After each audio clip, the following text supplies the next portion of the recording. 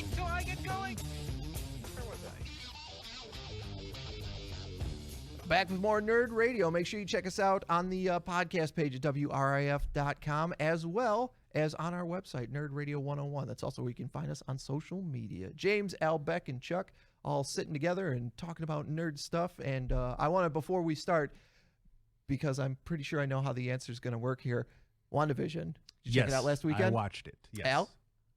You want to go ahead and answer for me? No, you didn't. I did not. Okay, cool.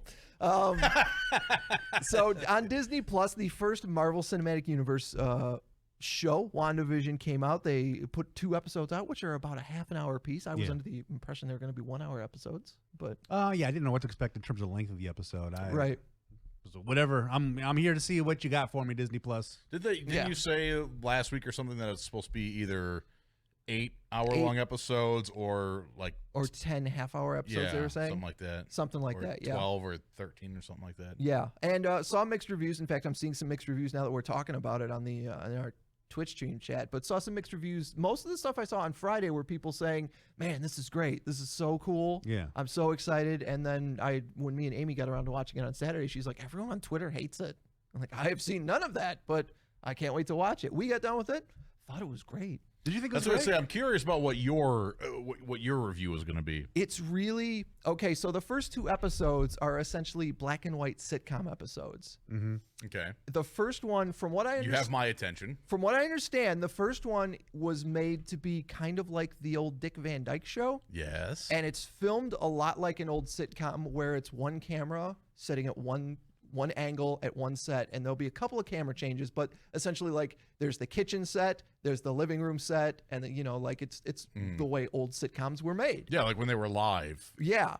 The second episode is much more an homage to Bewitched, which the whole show seems to be kind of, because the concept is that Vision, who's a robot, and Wanda, who is who has Scarlet Witch powers, are trying to live normal lives in this suburbia and not let anybody know that they have superpowers. The second episode threw me because it's the same house, but they shot it from a different angle. So there was a scene where they were walking through the living room, and for a second I was like, wait, so that's the window from the first episode that leads into the kitchen. Oh my God, it's still the same house. It's just shot from it. Okay, that's interesting and different. Huh, okay. But the real fun of it is that while every episode is a basic trope for a sitcom, something is going on underneath the surface. There's a scene in the first episode where a character keeps repeating a line to the point where it's weird, and then it goes from this like laugh track funny sitcom thing to Vision help him. Wanda has to say Vision help him, and he has to phase his hand into a guy and stop him from choking. Huh. And that's the like, what was that? Yeah. And then it goes back to funny sitcom stuff. And that happens in both episodes. Yeah, the second episode is something similar too, with the radio. That's like, there's Wanda, what's happening? There's these like lost kind of the show Lost. There's these lost kind of things happening underneath the surface that make you go, there's something bigger going on here. And I can't wait to find. And honestly, I'm kind of glad that they're releasing them on a weekly basis like this. Because you have to wait. Because it means that we're going to be dissecting this stuff like every week. Even if we don't do it here on the show, we're going to be dissecting it in conversations with friends and family that watch every week, going like, have you figured it out yet? Do you know who the villain is? Do you know what's going on?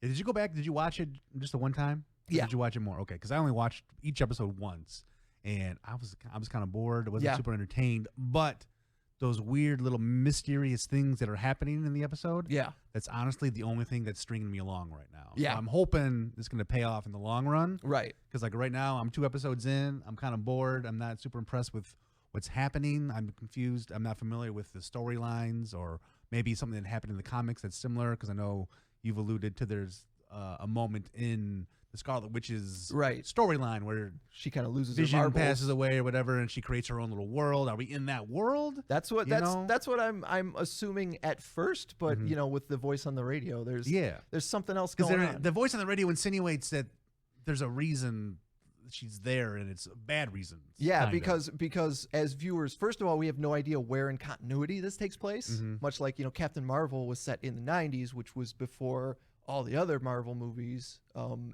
then, Endgame happens like 10 years later. So the Spider-Man movie happens after Endgame. So we don't know exactly where this fits into the puzzle yet. Mm-hmm. It's also cool that there's commercial breaks.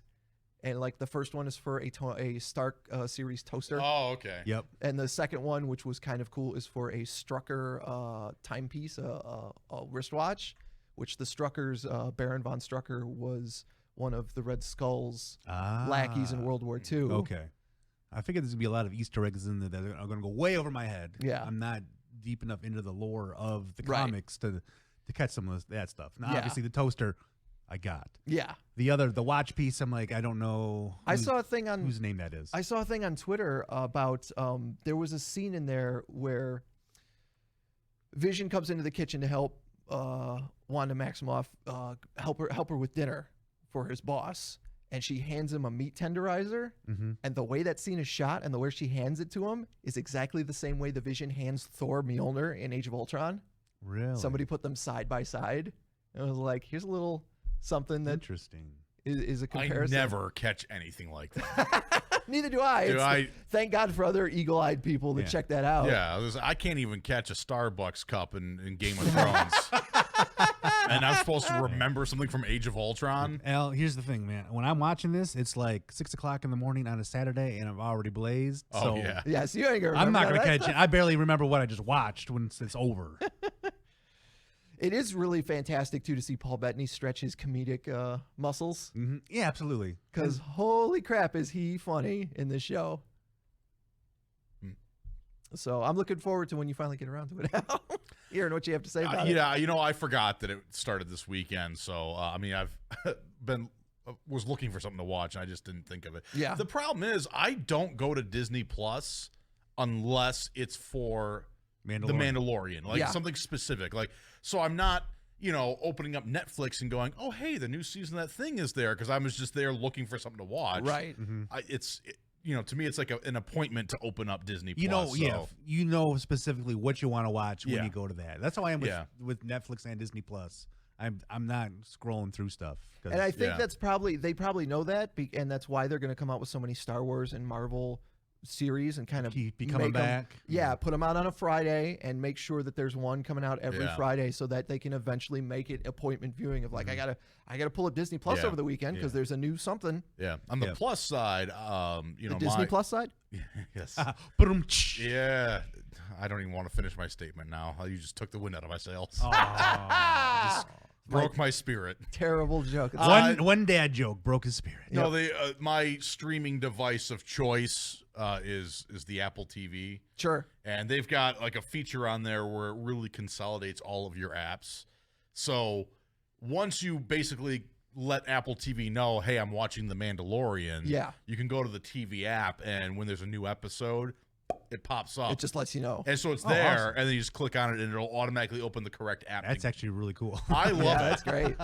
So like once I start watching WandaVision once, I don't really have to keep track. It'll show up next time, That's awesome. Yeah. How many shows does it do that for you for? Like, how many do you have it set to do? I mean, everything I watch. Because even if it's something, like I do my live TV through Hulu. Because I feel even if it's something that shows up on my DVR, it knows, hey, there's a new episode of whatever. Ooh, that makes it sound scary when you say that. It knows. I feel like it knows. Oh no, it knows all the porno sites I've been on. When I first got a DVR and I just loaded it up, like there were 2 shows every night that I had to DVR, and then eventually, or when you first get comic books, you're like, I want this, and this. Yeah. And then after a couple months, you're like, this is too much. Yeah. Well, you can go through and remove it if you want to at some point or whatever. But like, quit reminding me that Peaky Blinders is new episode. Yeah. Yeah. The one thing is Netflix does not communicate with that feature, and I looked it up, and Netflix was like, no, it's a great product and everything, but we want people to come right to us. I'm like, Netflix, you're an idiot, because this thing will, like, Star Trek is a good example, because Star Trek is on Prime Video, it's on CBS, it's on Hulu, and it's on Netflix. So if I go to my Apple TV and say, play Star Trek The Next Generation, it'll basically refer me to the last app that I was using. Okay. Like if I had already been on CBS, it'll push me to CBS. but it's available on all of them. But Netflix never shows up in that search because they don't communicate with it. And it's like, I get that you're trying to stand alone, I guess, but like you're an idiot because you're cutting yourself out of something, you know, because Apple TV will push you. Why did this become such an Apple TV? I'm done. I'm Al Beck for Apple TV. That's right. It knows. It knows more than I do. I'll put it that way, which isn't hard to do. Well, I'm curious if this will be appointment viewing for either of you guys. The news broke yesterday as we recorded this that all 5 seasons of The Muppet Show Really? are coming to Disney+. Yeah. The one from the 70s and the 80s. Yeah. That'll be kind of fun to see. Absolutely. I was Does nothing for me, but I know there's a lot of people that there's a nostalgia I was connected. gonna say a lot of nostalgia. Absolutely. So I could see that being a big, valuable ad coming to it. It's not going to do anything for me, but I'd check out a few episodes, and if I get like that nostalgia kick, it might stick around for a few more. Yeah. But more so, what I would like to see, Fraggle Rock. Does anybody have Fraggle Rock? I believe, Is that according on HBO Max? Okay, so I pulled up an article from The Verge about this Muppet Show thing coming to Disney Plus, coming in February. It says with this, Disney Plus is now the home to nearly every Muppets title except for 2. It says that it owns the rights to all the Muppet movies except The Muppets Take Manhattan and Muppets in Space, which are owned by Sony. And it actually went further to say that Fraggle Rock is owned by Apple. Oh. It is. Al Beck for Apple TV. It knows what has James Fraggle wants. Rock. It knows what you want. It knows, James. Man, Apple It TV. knows. I was actually just going to say, there's another feature for Apple TV. I pulled up the app on my phone and I typed in Fraggle Rock, and it will tell you which app it is available on, if it is. And it happens to be available on the Apple TV Plus service, which I have because I bought a new phone within the last year. So they were really trying to push that I think I service. have Apple TV too. I've just never watched it. Yeah, I so, activated like- it, and that reminds me, I got to figure out how to cancel it before they ding my credit card. Yeah, so they were giving away free years for a while when you buy a new Apple product. So you might have Fraggle Rock available to you right now.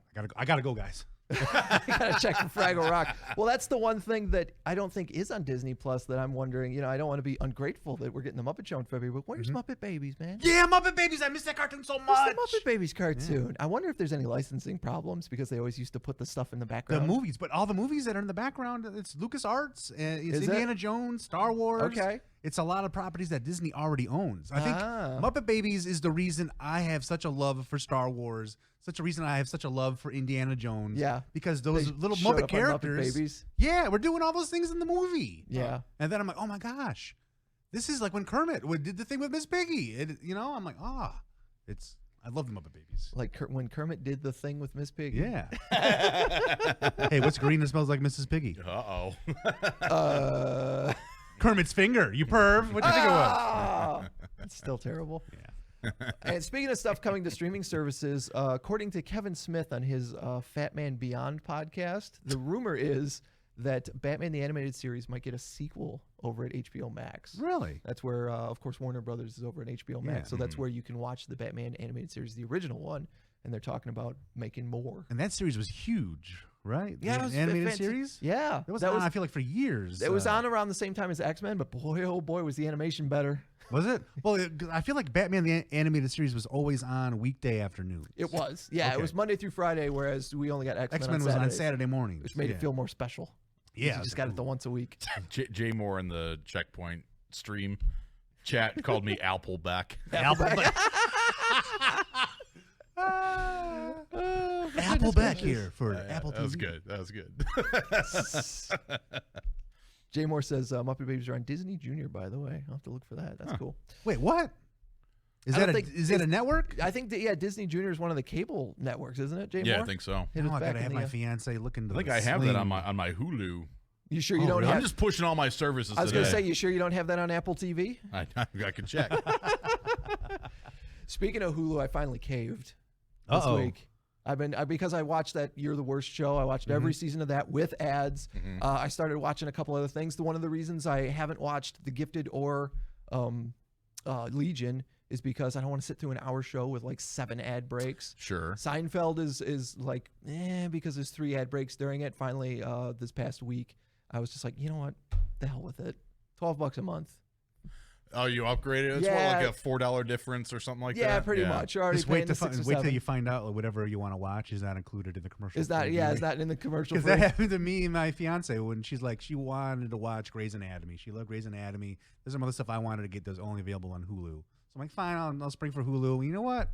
We'll go commercial free. Yeah. The first thing she watches, Let's splurge. it pops up on the screen. This is not included in the commercial free viewing. I'm like, are you kidding me? F you, Grey's Anatomy. Yeah. Your show sucks anyways. I come across stuff like that because I do the live TV through there, and the on-demand stuff isn't necessarily included in it. Right. So, I'll come across that if I'm watching something on Investigation Discovery or whatever. So there's your warning, Chuck. There's some stuff. Don't is be not gonna shocked when you go to watch something, But and you you know still what? have to watch ad breaks. You know what? You mentioned Seinfeld on Hulu. They've got a feature specifically for Seinfeld that I really feel like more streaming services should roll out for other shows. They've got the yada yada yada feature, they call it, and it literally shuffles the series. Really? So you could be watching an episode from season 2, and when that ends, it automatically jumps to like season 4. That's And it Interesting. shuffles them. And obviously yada yada yada is a joke from the show. That's why Yeah. they call it that. But it's like, why can't I do that with MASH or, with 30 Rock episodes? I've always thought that there should be a feature on streaming services or a streaming service specifically where you just make your own network. Like, hey, Ooh. these are my favorite shows. Yeah. Whenever I turn Almost the like a service, customized Pluto TV or something. whenever I turn this on, I want one of my favorite shows to be Careful, on, guys. and We are just spitballing some shuffle them up, ideas. and James is all worried over there. He's like, hey, Careful. shh, shut up. Adam Sandler already watches my TV. that's fair. He's listening, guys. That's absolutely fair. Are you Yeah. kidding? We're doing a Nerd Radio during inauguration. We've got Yeah. I don't know how many people are watching us. We got right now. 15 right now. I Coming can't next believe- week to Sandler Plus. Yeah, what did Shuffle Chuck call up your his thing? favorite Yeah. Sandler shows and put them where you want them. It's the Personalized. Sandliest. You know what? Sandliest. It's not Sandler, it's Sandliest. Sandliest. You know what else? Speaking of good ideas for streaming services, I had, because this came up. I was talking to my buddy John over at the comic store yesterday about this, because a lot of shows, like the first couple seasons, aren't the greatest. Like it doesn't pick up until season 2 or 3 or something like that. I feel like there needs to be a disclaimer when you start like the first episode of the first season of a show of like, hey, you sure you don't want to start with season 2 episode 4? Because Right. that seems to be the most popular as far as people watching this show. Because I can't, once again, watching Seinfeld the first couple seasons, I'm like, why do people love this? Yeah. This isn't really great. Well, I remember watching Parks and Rec, like as it aired, brand new. Yeah. I watched the first episode when it aired, and I watched that first season's not great. Right. It's It's okay. just okay, yeah. It's okay, but it gets really good. And like when they start fleshing out like Ron Swanson and all that, like Yeah. the show gets really good. I'm like, man, I don't know why I showed up for episode 2 or even season 2, because I didn't have a great time watching season 1. Community was a lot like that. When I introduced Amy to that show, watching the first 4 episodes or something, every episode before the first Halloween episode it does not feel, it's all the same people playing the characters, but those characters do not feel like they feel They just didn't resonate by the with end you of the until season. Yeah. To me, I feel like in Community that they did that chicken strip episode. Yeah. And it was a parody of Goodfellas. Yep. And, Abed's running the chicken strips in the kitchen or whatever. And it's like this little thug mobster storyline. And I feel like, to me, I was like, that's when they found out what the show is. Because You from think so? then on, everything was a parody of a movie on some level. Yeah. And they really leaned into Abed's obsession with movies.